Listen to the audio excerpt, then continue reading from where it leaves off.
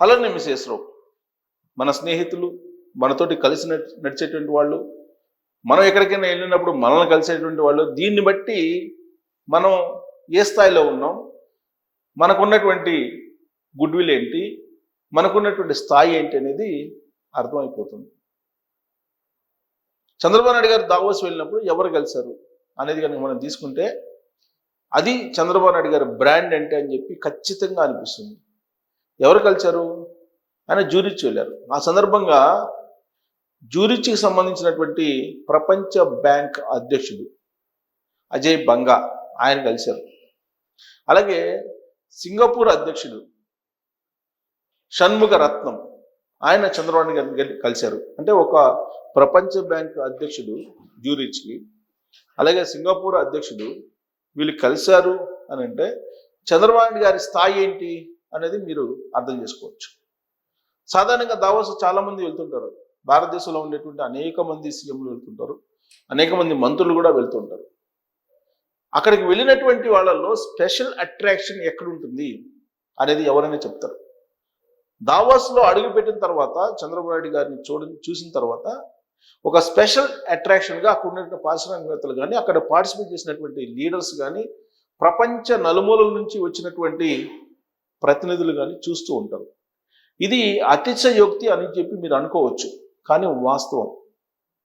ఆయనకున్నటువంటి సీనియారిటీ, ఆయనకున్నటువంటి brand name, ప్రపంచవ్యాప్తంగా ఆయనకున్నటువంటి ఫాలోయింగ్ వెరసి ఆంధ్రప్రదేశ్కి ఇప్పుడు ఒక బ్రాండ్ అంబాసిడర్గా మారాడు. ఆయన సీఎం అయినప్పటికీ కూడా బ్రాండ్ అంబాసిడర్గా దావోస్ సదస్సులో ఆయన్ని చూస్తున్నారు.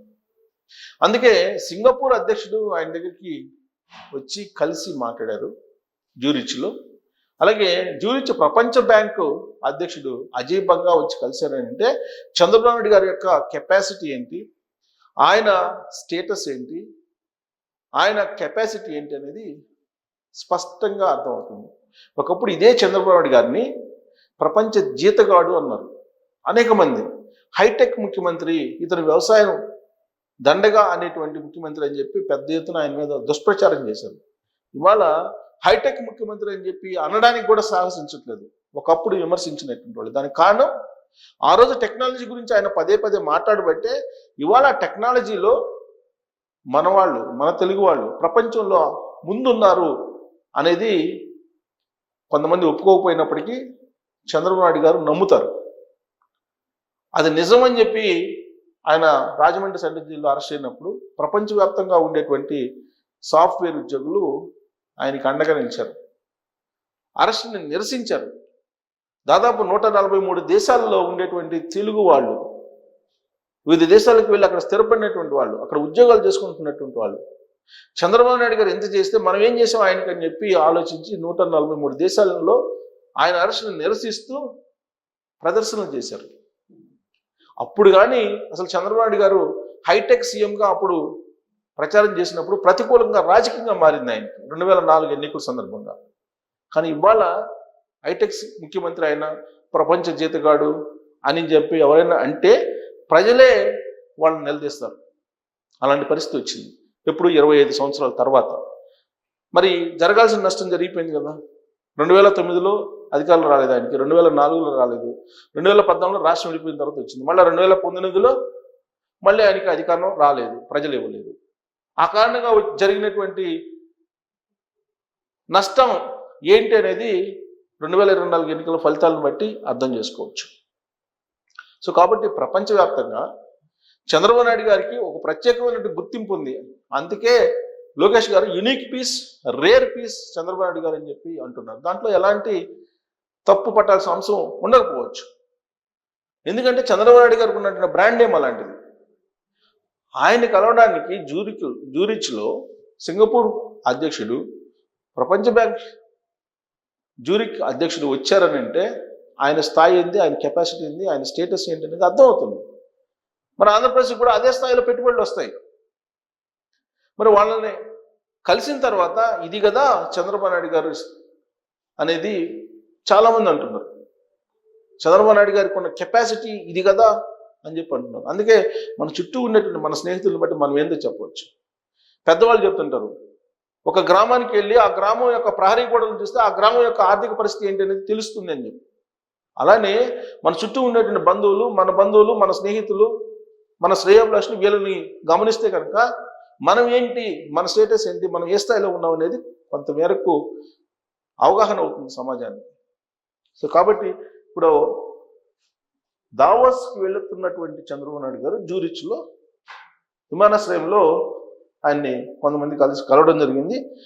కలిసినటువంటి వాళ్ళలో ప్రధానంగా జ్యూరిక్ విమానాశ్రయంలో సీఎంను కలిశారు సింగపూర్ అధ్యక్షుడు షణ్ముగ రత్నం, ఇతర ప్రముఖులు.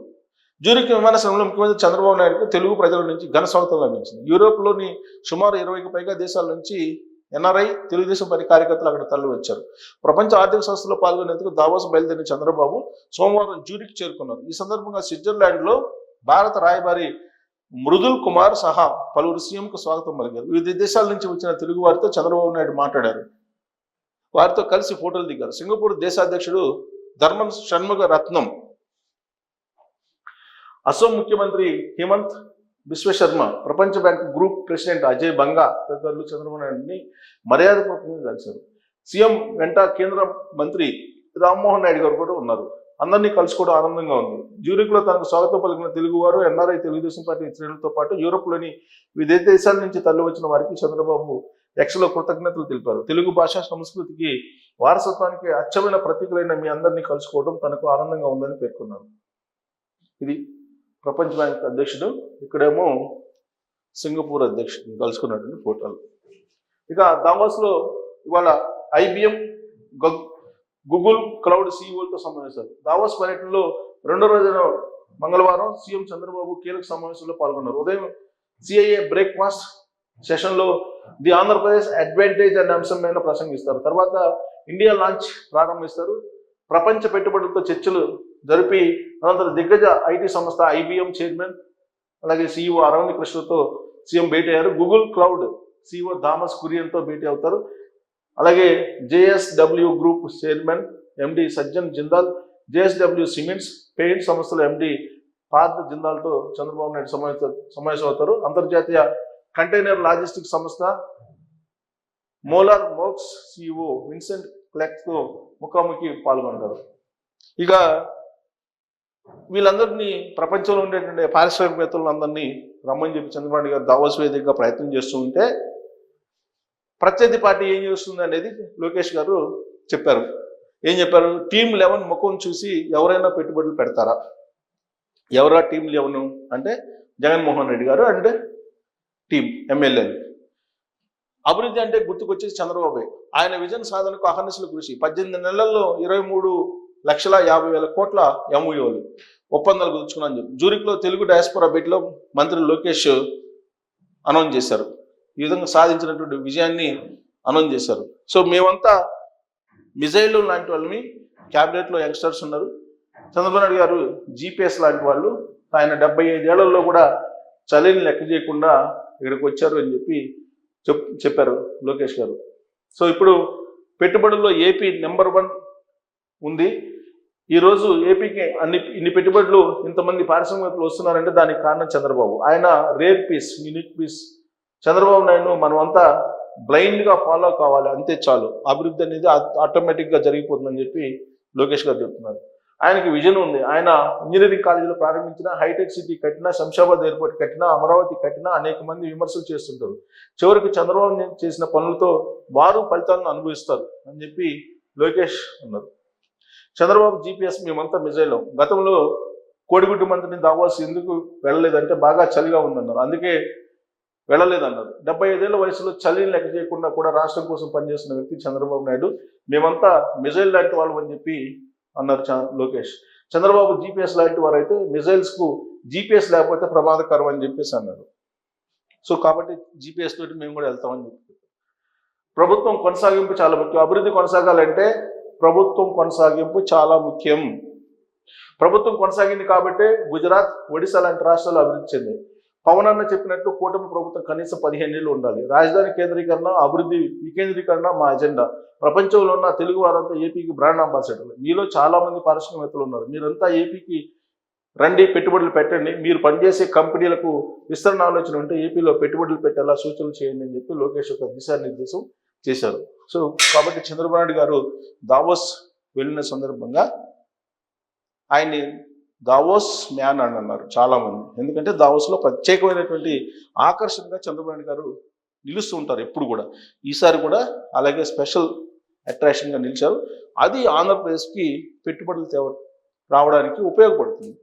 మరి ఆయన దావోస్ మ్యాన్గా మీకు కనిపిస్తున్నారా లేదా అనే దాని మీద మీరు కామెంట్ చేయొచ్చు. Thank you.